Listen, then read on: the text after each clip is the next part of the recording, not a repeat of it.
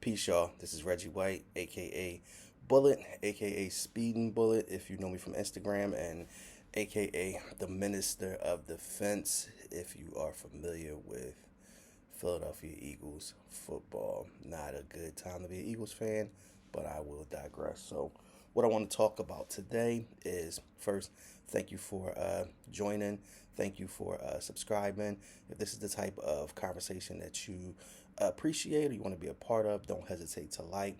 Don't hesitate to share if you know of someone that might find interest in this type of dialogue that I'm trying to have or this type of space. So I want to start something different on this channel. I want to do something that I probably want to call like the news bulletin, probably like a play on my nickname of Bullet. But this particular news bulletin is going to have to do with politics. I know a lot of people are either very passionate about politics or very dismissive. A lot of people are somewhere in between. A lot of people don't really know the value of politics and the value of voting. So we're gonna jump right in and have a conversation about the Iowa Caucus and what that means for Republicans, what that means for Democrats, what that means for anyone that's independent that's in the middle, and what some of these poll results actually mean. So, the first thing is, unless you just have not been paying attention, Trump has officially won the Iowa caucus, gaining a majority of the vote.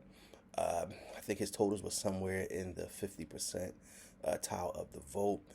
The next two runner-ups were Nikki Haley, who was somewhere in the 20%, and Ron DeSantis, who came in second place. So, what does this mean for Republicans and the Republican Party? Iowa is a small sample size of what the voting bloc of Republicans think and believe and value. But I think it's an early sign and indication that Trump is the runaway choice for the nomination of president from the Republican Party.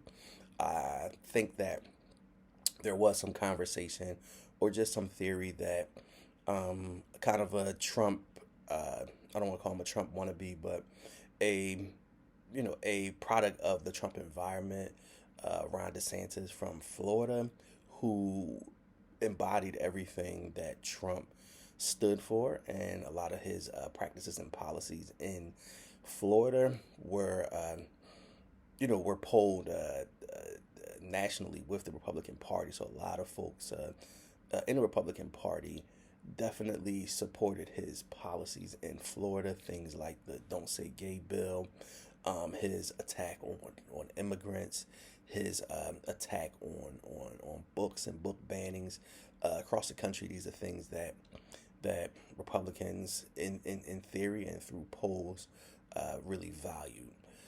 So it was kind of a thought that Ron DeSantis would be able to squeeze out a higher percentage of the vote, especially for those who may appreciate or want Trump's policies, but maybe not the baggage that comes with Trump, or maybe just not the personality that comes with Trump.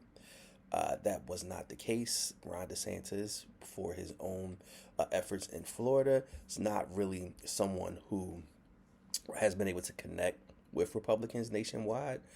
There's been a lot of criticism just about his personality, his demeanor, his comfort level, talking to people in crowds and things of that. Just does not have the charisma of a Donald Trump to be able to actually overtake him. So the second possible candidate was Nikki Haley, and a lot of pundits and political talking points said that Nikki Haley had a good chance of getting the vote from conservative Republicans who want the party to go back to its values and not be so antagonistic towards outsiders, towards people. And Nikki Haley, being a minority, it was thought that she may have the ability to bring out, some of those voters that want more traditional values, but that was not the case. She came in third place, although herself and Ron DeSantis are still going to steam on to the remaining caucuses. We shall see what the next one holds and where the vote will be at, come the next caucus. So, one of the entrance polls for the Iowa caucus voters were two things. Did they believe that Biden was the legitimate winner of the presidential uh, election in 2020? And upwards of 65% of Iowans that voted said that they did not believe that Biden was the legitimate president, which I think is very telling. It's very telling in the sense of, if this plays out nationally, then that means that there's a large section of the population that does not believe that the election was legitimate, that the election was not rigged, was not stolen, and that is just very, very interesting, considering all the court challenges that were just thrown out without merit, without standing. All of the Republicans, not the Democrats, all of the Republicans who repeatedly said that the election was secure, the election was fair, there was no widespread fraud, there was no problems at all. Some even made the statement that it was the safest, most secure election, period, ever, which is a monumental thing to say through the history of this country. But excuse me, but 65% of those who voted said that they didn't believe that it was a legitimate election, and that in itself is problematic. It's problematic just in the sense of our fragile relationship with democracy, and our fragile relationship with what's true, what's the truth, and also I think, skeptical, our skeptical kind of culture in the country that does give a lot of steam and a lot of energy to any conspiracy theory or any alternative theory to what may have happened, not just in elections, but just in general. So 65% of those folks who voted said that Biden was not the legitimate president. And if that plays out nationwide, then what that means is that there's going to be a large majority of people who are going to vote just from that perspective, that there is something going on with the vote and that it's possibly rigged. So stay tuned, especially around election time, to see where this poll question polls with Republican Party. I think with the Democrats, I believe that the majority, if not a high 90, probably plus percentage, believe that the election was legitimate. So I want to stop right here for a second and kind of pose a question to anyone who's watching this. Are you a Democrat? Are you a Republican? Do you believe that the election was legitimate, or do you believe that there were issues with the ballots, with the mail-in ballots, with the coverage of the election? Let me know what you think in the comment section. So the next thing that the Iowans were polled on was whether or not Trump, even if convicted of a crime, would be a good candidate or even have the ability to serve as president, even if convicted of a crime. And once again, over 70% of the Iowans who voted on this poll said that Trump would still be considered a viable candidate and can still be president if he was convicted of a crime.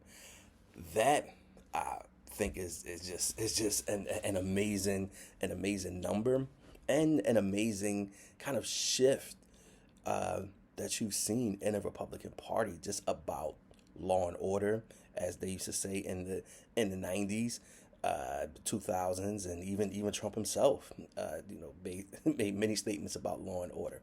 So the total switch when it comes to Trump is absolutely amazing, and amazing to see that it doesn't matter if Trump has severe baggage, lawsuits, and actual criminal proceedings, and criminal findings, and all these things that in the past would have killed, absolutely killed any candidate. It's still killing candidates now today, but Trump seems to gain steam, gain energy, gain supporters the more he is held accountable for his actions, whether you believe that he's done any wrongdoing or not. The criminal process says he needs to answer for these charges. But the fact that so many Republicans said that Trump would be still a viable candidate, still can be president, they still will vote for him, even if he's convicted of a crime. So I think that's another just very, very interesting poll question that definitely speaks to where we're at in politics today and where we're at with Trump. Trump, love him or hate him, is just a powerful individual who has a following that is unbreakable, a following that does not waver. They actually just get stronger, and they just really dig in when it has to do with Trump. But what does that mean for the election? Well, I'll tell you my opinion in a section. And what I mean is, what does that mean for the general election? These two poll questions. What does it mean? But before I jump into that, once again, if you like this type of conversation, please like, comment, engage with the channel. If you want to be a part of this conversation, don't hesitate to subscribe so you can get any updates, any videos that we post, and share if you know someone that might think this type of conversation is needed or wanted. So, what does this mean for the general election? Haven't really even talked about the Democrats or Biden. I'll probably have something in depth to say about the Democrats and Joe Biden later on. But what does this mean for the general election? And in my opinion, I believe that Donald Trump is going to win the general election. I think that those two poll numbers really mean that Donald Trump doesn't really have any baggage as a candidate. That people in the Republican Party, those MAGA folks, are gonna vote for Donald Trump regardless of any baggage, regardless of any criminality, regardless of any sexual assault lawsuits. They're gonna vote for him. So his vote is guaranteed. Now Biden's vote, not so much. And I think historically, or if not historically, lately, the Republican vote and the Republican base, at least for Donald Trump, is extremely consistent. They're gonna come out and vote for him regardless. But with the Democrats and Joe Biden, there's a high possibility that people will not come out and vote. That people will just be turned off by Biden and his politics and some of the choices that he's made, which lets me which makes me believe that Trump is going to win the presidential election in 2024, legitimately win it in 2024. Now, the question of what does Trump do if he's convicted and maybe even possibly sentenced to some type of prison, which sounds ridiculous that a former president could be sentenced to prison. But in my opinion, Trump, with any lawsuit and probably with any person in his position, will just appeal. They'll just appeal, and try to just run out the clock until the election. Once Trump gets elected, he's just gonna say, "I ain't going to jail. I ain't paying a fine. I'm the president. I'm just gonna snap my fingers and these issues are gonna go away." Or if at the very least, as president of the United States, can you really serve jail time? Like seriously, can you really be the president in jail? Absolutely not. I mean, it's too many appearances that need to be made. So I believe whether or not he's convicted of a crime, if he wins the presidential nomination, it doesn't even matter.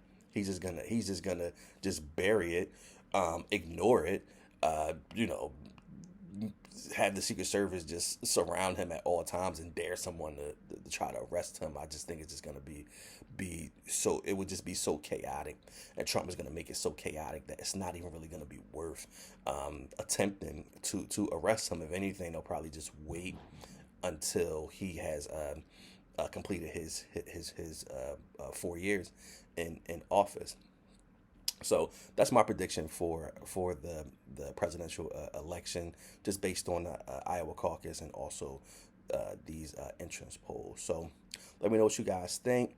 Let me know if politics and even having a short conversation about politics is something that you guys would enjoy, would want to take part in, would want to hear more of. So don't forget to like if this video is something that you, or this topic of this video is something that you like, that you would like to hear more often. Let me know that you're here. Let me know that you're viewing. Don't hesitate to subscribe so you can get any updates, any postings that we make on this channel. And don't forget to share. Share this with anybody that might have some interest in politics or want to get some updates on things that are in the news. Don't forget to share. And if I didn't say this before, don't forget to engage with this platform. I definitely want to hear what you guys have to say. Definitely want to make this a collaborative effort so we can get some answers to these questions. So I'm going to leave it at that. I will talk to you guys later. Peace.